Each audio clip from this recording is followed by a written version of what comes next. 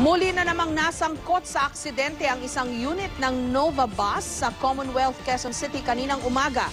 21 ang sugatan. Patuloy na pinaghahanap ang nakatakas na driver ng bus. May report si Jay Sabale.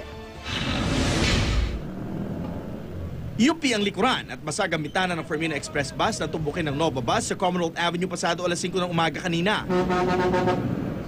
Ang Nova Bus sa bumangga sa unit ng sister company. Basag naman ang buong windshield at wasak ang halos buong harapan. Bigla na lang may lumagapak sa likuran ko eh. At saka doon na namin nalaman, binangga na kami ang salamin namin sa gilid. Ngayon nabasag. At saka sa lakas ng impact. Walang pasahero ng Fermina Express na nasugatan. Pero sa Nova Bus, 21 sakay ang sugatan. Isinugod sila sa Fairview General Hospital sa dapat lang pala ng ospital. Nangyari ang aksidente. Ang mga sugatan, inilipat ng may-ari ng kumpanya ng Nova ng Fermina sa East Avenue Medical Center. Mabilis naman takbo. Kaya namang gusto ng sakyan namin kaya hindi mabilis-bilis para hindi kami umalis sa trabaho. Nakipag-ugnayan na raw sa kanila ang isang liaison officer ng Nova Bus.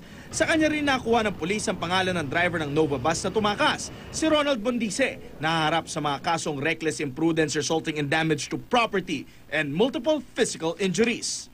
Ano bang sabi ng liaison officer daw sa inyo? Nasaan daw? Hawak ba nila? Wala namang binabanggit na gano'n. Ang sabi hindi, nawala na raw eh. Ang sabi gano'n eh. Hindi ko malaman kung ano totoo yung sinasabi niya. Itong driver na ito, hindi niya pwedeng takasan itong kanyang obligasyon. At lalo na siyang madidiin dito. Sinubukan naming kuna ng pahayag ang liaison officer, ngunit tumanggi siya. Jay Sabale, GMA News.